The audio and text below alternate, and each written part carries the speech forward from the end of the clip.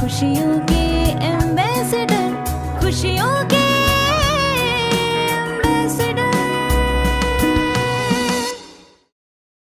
बंगलुरु में AI engineer Atul Subhash ने अपने घर पर आत्महत्या कर ली। इस सुसाइड से पूरा देश सकते में है।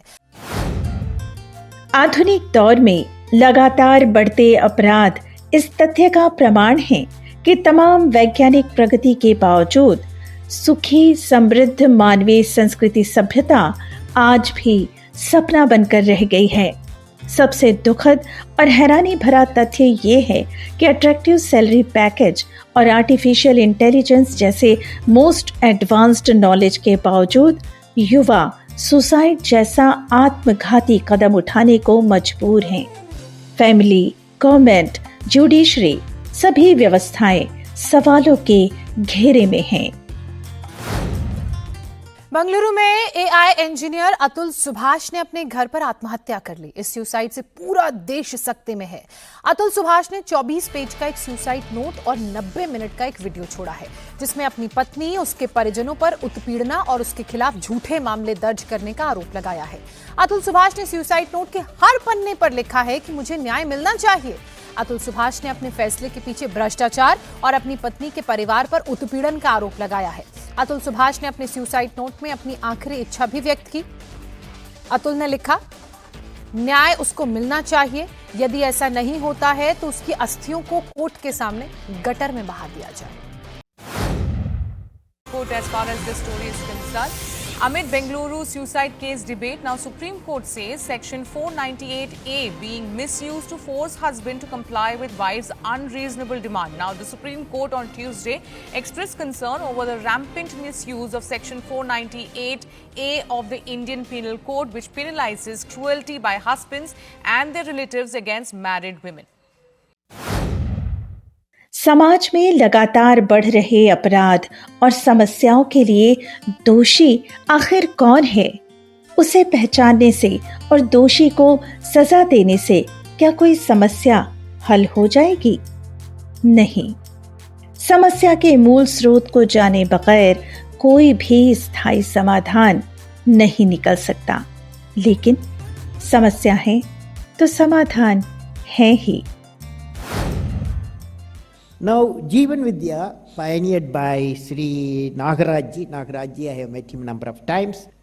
I understand Jeevan Vidya is a teachable human value-based skill that can address inherent conflicts within the mind of the individual, within the families, in organization, in public life. Inner conflict is the very essence of violence. Jeevan Vidya develops tolerance for ambiguity and uncertainty in human contact, I understand from Nagaraj ji, by enabling self-knowledge that understand harmony in the self and in the entire existence. The experts could bring about the marked change even among the inmates of jails through the use of these techniques. जीवन विद्या योजना के तहत मूल्य शिक्षा के माध्यम से शिक्षा का मानवीकरण संभव है। वैल्यू एजुकेशन एकमात्र विकल्प है जिसके द्वारा मानवीय चेतना का विकास करते हुए मानवीय शिक्षा संस्कार देकर स्वस्थ और सुखी मानवीय समाज के स्वप्न को साकार किया जा सकता है। समाज का एक वर्ग तमाम विषम परिस्थितियों के बावजूद इस दिशा में प्रयासरत है। अक्सर आजकल के विद्यार्थियों में बहुत ज़्यादा डिप्रेशन की और एक सुसाइडल टेंडेंसी की प्रॉब्लम आती है। सारे संस्थान से जुड़ रहे हैं, खास करके जहाँ पे हायर एजुकेशन इंस्टीट्यूट हैं, चाहे इंजीनियरिंग के हों चाहे मेडिकल के हों, वहाँ पे ये एक बड़ी समस्या है और ये समस्या बढ़ती जा रही है। उसमें हमने ये पाया है कि हमारे विद्यार्थी जो फर्स्ट ईयर में इस कोर्स से होकर निकल रहे हैं और जो ओपन कोर्सेस ले रहे हैं, हमारे संस्थान में इस तरह की प्रॉब्लम्स बहुत कम हैं, आती हैं लेकिन बहुत कम है और सुसाइड के केसेस बिल्कुल ना के बराबर हैं।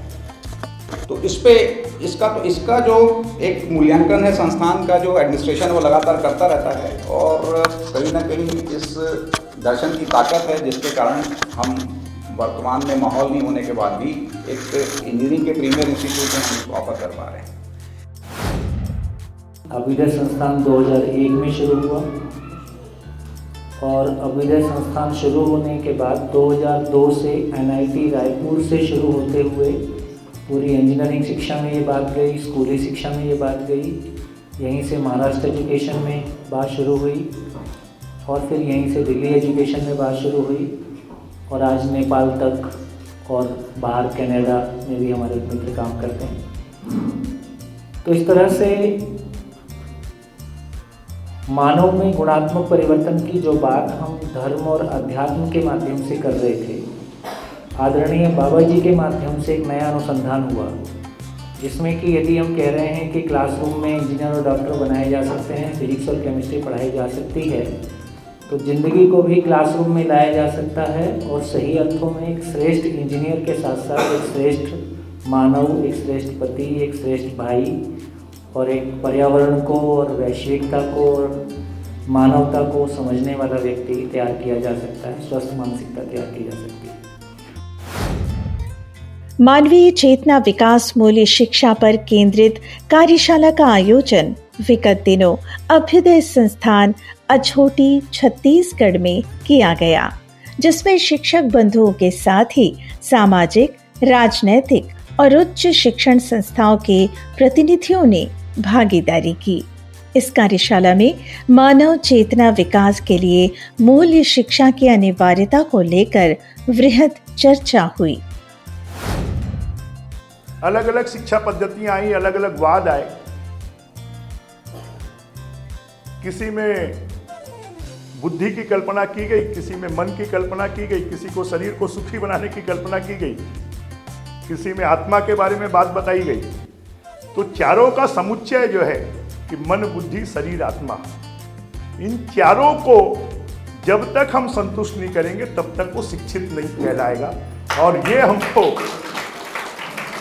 जब हम किसी भी मानव के इन चारों अवयवों को संतुष्ट कर देंगे तो फिर एक अच्छा मनुष्य बन जाएगा, और अच्छा मनुष्य बन जाएगा तो फिर ब्रह्मांड, पूरी सृष्टि, पूरी प्रकृति, अगर इसकी वो चिंता करेगा तो फिर वो जो हम मानवीयता की बात करते हैं वो मानवीयता के रूप में काम करेगा। ऐसा क्यों हुआ कि अभ्युदय संस्थान यहीं स्थापित हुआ? हमारे लोकसभा में, हमारे जिले में, हमारे इस मुरमुदा के क्षेत्र में, अछोटी में, मुझे ऐसा लगता है कि पहले कोई पुण्य भूमि रही, साधु संतों की भूमि रही, जहाँ पर अनेक साधनाएं हुई होगी। और श्रद्धेय नागराज जी के मन में क्यों आया कि यही इस संस्था अमरकंटक से चल के आके यहाँ संस्था स्थापित करें। और यहाँ से जो प्रकाश, आज ये धरती ऐसी हो गई है, यहाँ विदेशों से लोग आ रहे हैं, हमारे आसपास वाले नहीं जानते, लेकिन इसका मूल्य समझने वाले विदेशों में, यहाँ के अनेक प्रदेशों में, यहाँ के अनेक जिलों में, लेकिन हम अछूते हैं। और यही दुर्भाग्यजनक स्थिति है। शिक्षा के मानवीकरण की दिशा में कई शिक्षकों के साथ साथ सामाजिक कार्यकर्ता भी ईमानदारी से प्रयासरत हैं। कार्यशाला में इन सभी लोगों ने अपने अनुभवों को साझा किया और समाधान की दिशा में उपयोगी विचार प्रस्तुत किए। 3 लेवल के ऊपर हमको एजुकेशन समझ में आती है। पहले तो जो भी नियम होंगे वो यूनिवर्सल होंगे, तो सभी जो नियम हैं वो तो यूनिवर्सल है या सार्वभौम है। फिर उसके बाद प्रैक्टिस जो होगी, वो अभ्यास जो होगा वो लोकल होगा, मतलब वो आपके जैसे छत्तीसगढ़ में जो अभ्यास होगा वो साउथ में जो होगा उसके अभ्यास से भिन्न होगा। तो अभ्यास जो है वो हमेशा उसको आपको लोकलाइज करना पड़ेगा। जो चीज़ पंजाब में एप्लीकेबल है वो ज़रूरी नहीं है कि वो यहाँ पर छत्तीसगढ़ में एप्लीकेबल हो। तो नियम वही रहते हुए भी अभ्यास को लोकल होना हो, और फिर उसके बाद में मूल्यांकन जो है वो पर्सनल होना हो।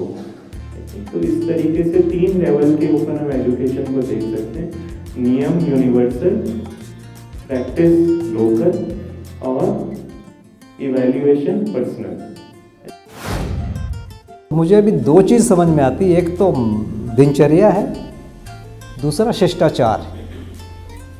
पहले मैं शिष्टाचार को एक्टिंग समझता था, है ना, जब शायद 25, 30, 35 में था। अब मेरे को ऐसा लगता है कि नहीं, ये कोई बहुत प्रारंभिक चीज़ है जो द्वेष को मिटाती है, जो अंदर में विश्वास को स्थापना करती है। बहुत लंबा समय लगता है। तो देखा आपने, समस्या है तो समाधान है ही। जरूरत है इन समाधान मूलक विचारों को जन जन तक पहुंचाने की, ताकि आत्मघाती संकट से जूझ रहे वर्तमान समाज में बदलाव लाया जा सके, सही मानवीय शिक्षा और संस्कारों के रोपण से। टीचिंग लर्निंग मटेरियल्स वाकई किस तरह से हम बच्चों को पढ़ाएं कि वो चीज़ उनके, जैसे कहते हैं कि NEP 2020 बार बार बोल रहा है कि एक्सपीरियंशियल लर्निंग आ जाए, अनुभव से हम सीख जाएं, फिर वो चीज़ लॉन्ग टाइम लर्निंग हो जाता है, लॉन्ग टर्म मेमोरी में चला जाता है, उसके रटने की ज़रूरत नहीं होती, वो हमारी ज़िंदगी में आ जाता है। और कोलैबोरेटिव लर्निंग की बात, एक्सपीरियंशियल लर्निंग की बात जो आपकी इससे लगा, वाकई अद्भुत है। यदि ऐसा हम कर सकें, थोड़ा समय ज़्यादा लगेगा और मुझे लगता है वाकई इसको, जैसे श्रीमती जी बोल रही है कि इसको थोड़ा अपने को समय दीदी और देना पड़ेगा, ऐसा मुझे लगता है। हम लोग काफ़ी इनरिच होंगे उससे, ऐसा लगता है मुझे। किस तरह इसकी शुरुआत यहाँ स्कूलों से हो, किस तरह, जैसे केशव जी बता रहे थे, कुछ टीचर मिल के भी बहुत स्कूल का संचालन कर रहे हैं। तो हम जो ग्रुप है आपके, उस ग्रुप को कैसे हम एक इसको गोद ले लीजिए, ये 2-4 स्कूल दे दिए गाँव के, उसको आप गोद लीजिए, एक उदाहरण बने हो। और उसके माध्यम से जैसे सरस्वती शिशु मंदिर, गुरुकुल होते हैं, तो ये स्कूल, ये जो आप लोग का जो ग्रुप है, जो यहाँ से आप लोग प्रशिक्षित हैं, इस संस्कार से आप लोग प्रेरित हुए हैं, यहाँ के ऐसे बहुत सारे कार्यशाला में आपने अटेंड किया है, तो उनके माध्यम से ऐसी योजना बनाएंगे कि उस स्कूल में इस तरह की शिक्षा की शुरुआत हो। तो बने रहिए हमारे साथ और हमारे चैनल को सब्सक्राइब कर लीजिए, और हाँ, बेल आइकॉन प्रेस करना ना भूलिएगा। तो फिर मिलते हैं अगले सप्ताह इसी दिन इसी समय। तब तक के लिए नमस्कार।